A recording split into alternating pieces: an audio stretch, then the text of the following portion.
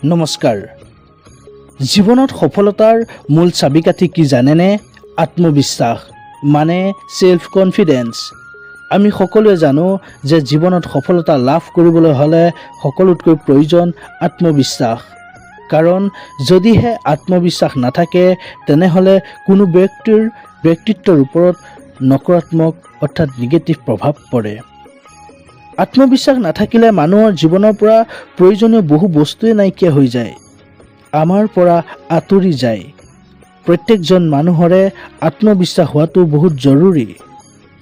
আত্মবিশ্বাসৰ কাৰণেই মানুহে জীৱনত সফলতাৰ জখলাত বগাব পাৰে, উচ্চ শিখৰত সফল কৰিব পাৰে।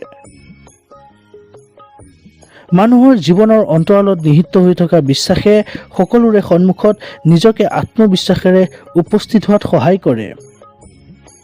যদি আপুনি নিজৰ ওপৰতে বিশ্বাস নাৰাখে, যদি আপোনাৰ নিজৰ ওপৰতে বিশ্বাস নাই, তেতিয়াহ'লে কেতিয়াও অন্য ব্যক্তিকো বিশ্বাসত ল'ব নোৱাৰিব। গতিকে আত্মবিশ্বাস বঢ়োৱাৰ কেইটামান উপায় আজি আপোনালোকৰ আগত ক'ব ওলাইছোঁ, যাৰ জৰিয়তে জীৱনৰ সফলতাৰ শিখৰত আৰোহণ কৰিব পৰা যাব। নেতিবাচক চিন্তা অৰ্থাৎ নিগেটিভ মাইণ্ড। নেতিবাচক চিন্তা চৰ্চাৰ পৰা নিজকে বচাই ৰাখিব, কাৰণ নেতিবাচক চিন্তাই জীৱনত আগবাঢ়ি যোৱাত বাধা প্ৰদান কৰে। গতিকে নিজৰ ওপৰত আপুনি বিশ্বাস ৰাখক।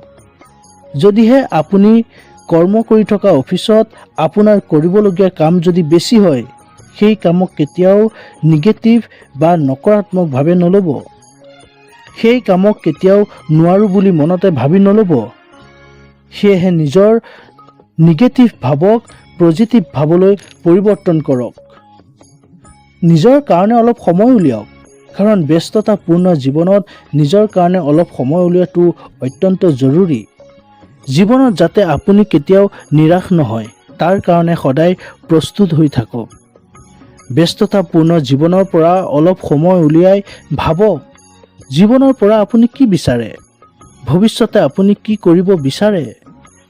ভৱিষ্যতে যদি আপুনি নতুন সুবিধা পায়, তেন্তে তাৰ কাৰণে আপুনি প্ৰস্তুত হৈ আছেনে? যদি আপুনি নিজকেই বিশ্বাস নকৰে, তেন্তে আত্মবিশ্বাস কেতিয়াও বৃদ্ধি নাপায়। যদি আপুনি নিজৰ কাৰণে অলপো সময় নুলিয়ায়, নিজক সময় নিদিয়ে, তেন্তে আপুনি আপোনাৰ কাৰণে কিমান জানে, কিমান বুজে, সেই কথা আপুনি কেতিয়াও নাজানিব।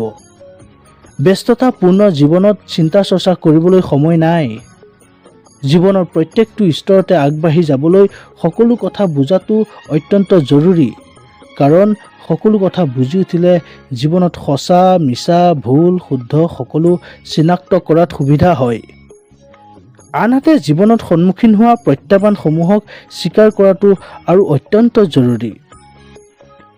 সকলো ব্যক্তি নিজৰ মতে থাকিবলৈ বিচাৰে, নিজৰ মতে কাম কৰিবলৈ বিচাৰে।